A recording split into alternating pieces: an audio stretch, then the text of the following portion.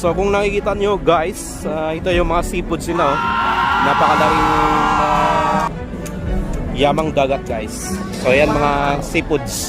Dito kami ngayon sa Jalan Alor. Kasama natin si former Consales ng Pilipinas.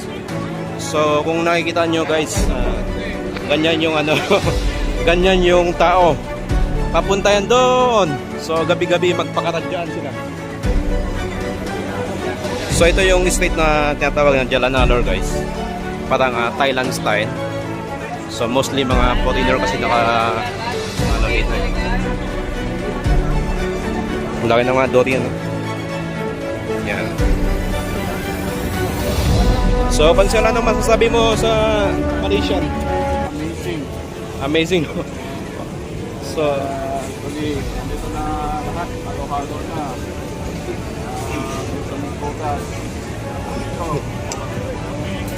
So Lods, ito na yung mga ano yung mga halo-halo na dito Sabi nila may mga ayam, yung mga halo-halo yung tao dito At saka halo-halo din yung pagkain.